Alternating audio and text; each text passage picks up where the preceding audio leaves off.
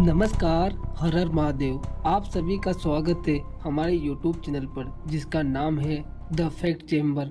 आज मैं आपके लिए एक ऐसी कहानी लेकर आया हूँ जिसे सुनने के बाद आपको भी लगेगा कि यह कहानी वाकई में सुनने लायक है। क्या हुआ था उस दुल्हन के साथ, एक रहस्यमयी दुल्हन जो शादी के बाद भी अपने पति की न हो पाती है। क्यों नहीं हो पाती है अपने पति की, वो जानने के लिए सुनिए हमारी आज की पूरी खौफनाक कहानी। आज की कहानी हमें रागिनी नाम की एक लड़की ने भेजी है जो अपना नाम वो पता नहीं बताना चाहती। आगे की कहानी इन मोहतरमा के पॉइंट ऑफ व्यू से आपको सुनाते हैं। मैं शादी के बाद पहली बार अपने ससुराल आई थी और सुहाग रात की रात अपने पति का इंतजार कर रही थी। रात के तकरीबन 9:30 बज गए थे पर अभी तक शुभम नहीं आए थे। शादी व सफर से हारी थकी होने के कारण मेरी आंख कब लग गई पता ही नहीं चला। आंख लगी ही थी, किसी ने कानों के पास आकर मेरा नाम लिया, रागिनी, ओ रागिनी।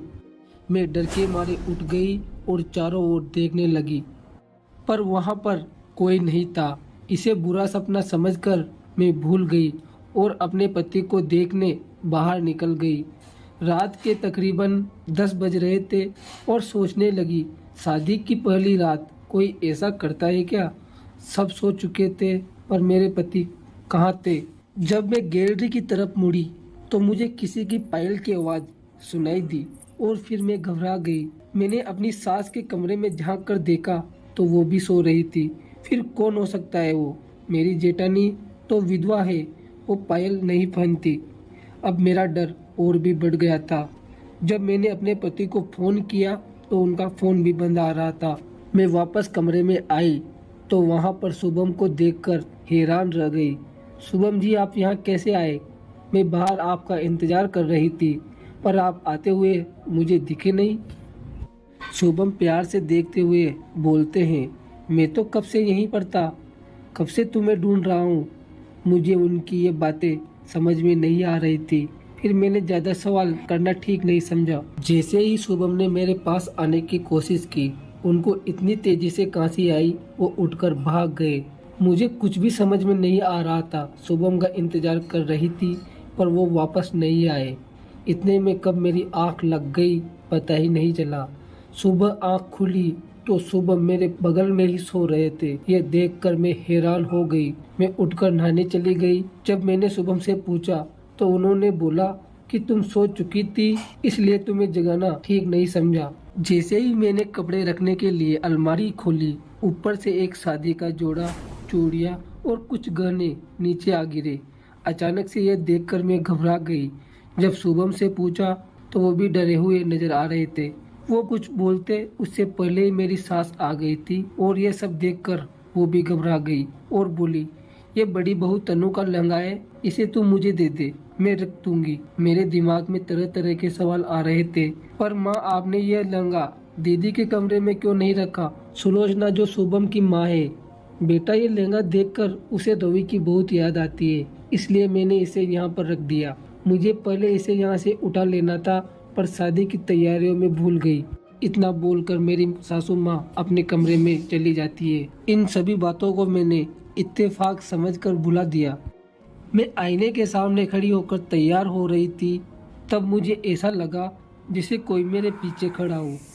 जब पीछे मुड़कर देखा तो वहाँ पर कोई नहीं था। अपना वहम समझकर खुद को निहारने लगी।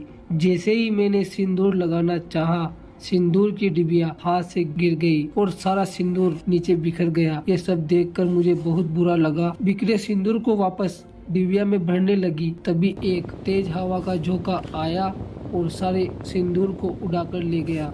एक से एक अजीब घटना मेरे साथ हो रही थी। मुझे कुछ भी समझ में नहीं आ रहा था। मैंने अपनी माँ को फोन किया। मेरी आवाज़ से माँ ने पहचान लिया कि मैं किसी परेशानी में हूँ। बहुत जिद करने के बाद माँ को सारी बात बता डाली।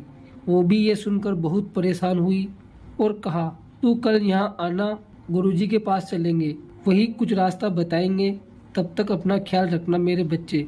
ये कहकर फ़ोन काट दिया। रात का खाना खाने के बाद सब सोने चले गए। मैं भी अपने कमरे में जा रही थी, तभी मुझे ऐसा लगा कि मेरी सासू माँ किसी से बातें कर रही है।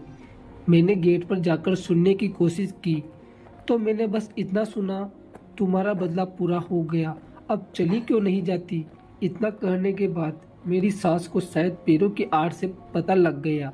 इसके बाद किसी की कोई आवाज नहीं आई। मैं दीदी के कमरे में झांकने लगी तो तन्नू दीदी सो रही थी। एक बार फिर मेरे पसीने छूटने लगे। मैं भागकर कमरे में गई और कमरा लॉक कर लिया। ये क्या हो रहा था मेरे साथ? कौन था वो जिससे मेरी सास बातें कर रही थी? शादी के 5 दिन बीत जाने के बाद भी क्यों मेरे पति ने मुझे छुआ तक नहीं? अपनी माँ के घर जाने की सोच कर मैं लेट गई और सोने की कोशिश करने लगी। एक बार फिर मेरे कानों में वही आवाज गूंजी, रागिनी। मैं डरकर उठ गई। क्या ये एक सपना है? पर बार बार एक ही सपना क्यों आता है मुझे? कौन मुझे मेरा नाम लेकर पुकारता है?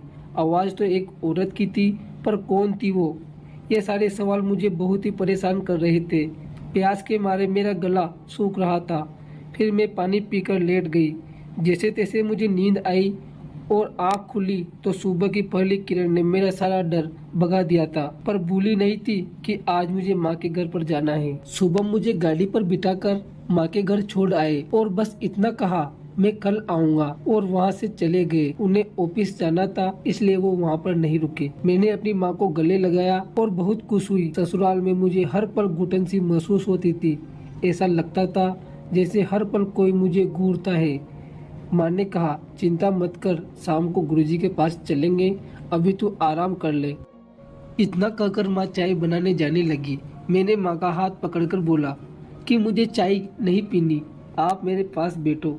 मैं अपनी माँ की बहुत ही लाडली थी, माँ की इकलौती संतान थी, और मेरे पापा बचपन में ही हमें छोड़कर जा चुके थे। और उन्हें सब बताने लगी। मेरी सास सुलोचना किसी से बात कर रही थी, जबकि कमरे में कोई भी नहीं था। मेरे ससुर बाहर गए थे, दीदी कमरे में सो रही थी। तो कौन था वो? ये सब सुनकर मेरी माँ बहुत ही परेशान हो गई। ये कैसा रहस्यमयी ससुराल मिला है मेरी चांद सी बेटी को। खैर, अब गुरुजी कोई रास्ता बताएंगे। शाम ढल चुकी थी। हम दोनों गुरुजी के पास जाने के लिए घर से निकले ही थे और कुछ देर बाद उनके आश्रम में पहुंच गए। मैंने जो भी मेरे साथ घटित हुआ वो सब उन्हें बताया। गुरुजी ने शुभम की फोटो मांगी तो मैंने फोन में उनकी फोटो दिखा दी। कुछ देर ध्यान लगाने के बाद गुरुजी ने आंखें खोली और कहने लगे, बेटा तुम्हें अपने ससुराल जाकर ही सब पता चलेगा। मैं तुम्हें कुछ नहीं बता सकता, बस रास्ता दिखा सकता हूँ।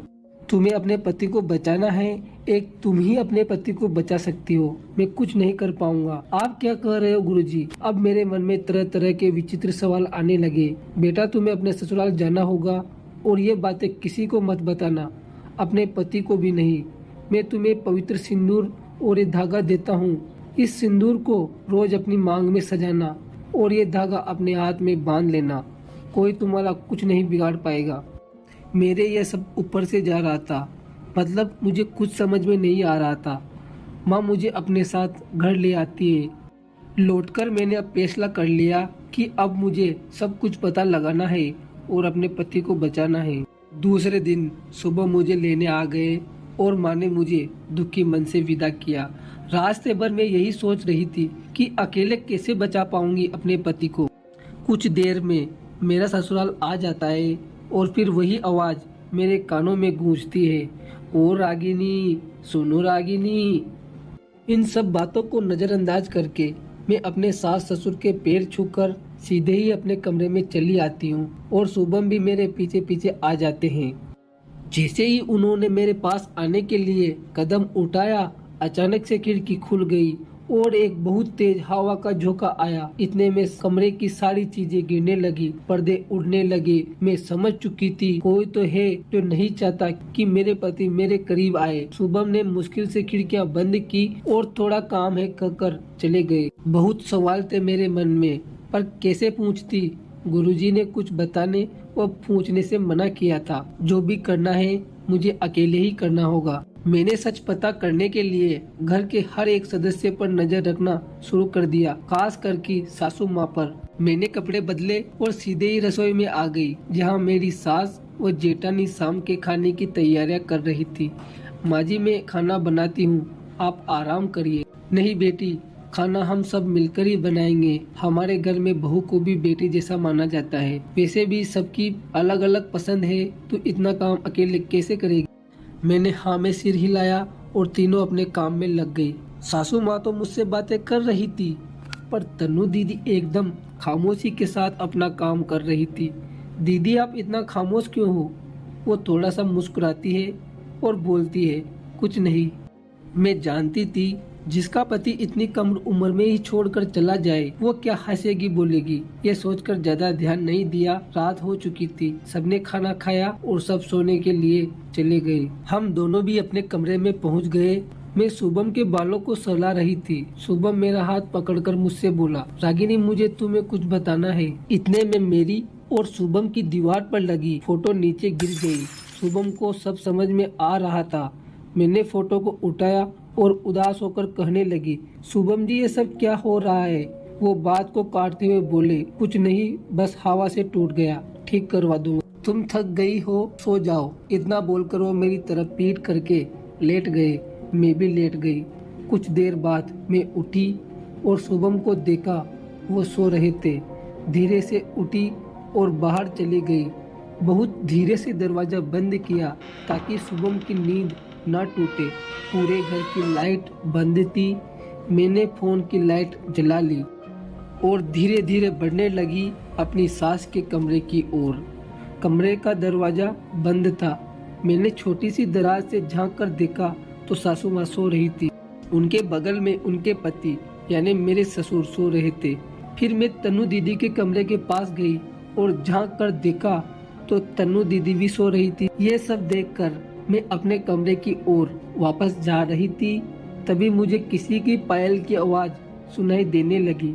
मैं घबरा गई कि मैं अब सब कुछ जानकर ही मानूंगी, चाहे कुछ भी हो जाए। पायल की आवाज की ओर चढ़ने लगी। कुछ दूर जाकर पता चला ये आवाज स्टोर रूम से आ रही है। मुझे डर लग रहा था पर हिम्मत नहीं हारी और मैं स्टोर रूम के पास पहुंच गई और बहुत हिम्मत करके बोली, कौन है? सामने आ जाओ। तुम जो भी हो, तुम सामने क्यों नहीं आती? मैंने स्टोर रूम का दरवाजा खोला और अंदर चली गई। वो स्टोर रूम बहुत ही गंदा और जालों से भरा पड़ा था। अब मैं धीरे धीरे हिम्मत करके आगे बढ़ रही थी, चारों ओर देख रही थी। इतने में बहुत ही भारी सी कोई चीज मेरे पैरों में आके गिरी। मैं अचानक से पीछे हटी और देखा तो वह एक एल्बम थी, पर किसकी थी? जैसे ही मैंने एल्बम को खोलना चाहा, मेरे कंधे पर किसी ने हाथ रखा। मैं बहुत तेजी से चीखी, पर जब पीछे देखा तो ये मेरी सास थी। ये तो सो रही थी, कैसे इतनी जल्दी जाग गई? मैंने कहा, माँ जी आप यहाँ? तो मेरी सासू माँ बोलती है, बेटा तू इतनी रात को यहाँ पर क्या कर रही है? मैं पानी लेने आई थी, मुझे यहाँ हल्की सी लाइट दिखाई दी तो मैं यहाँ आ गई।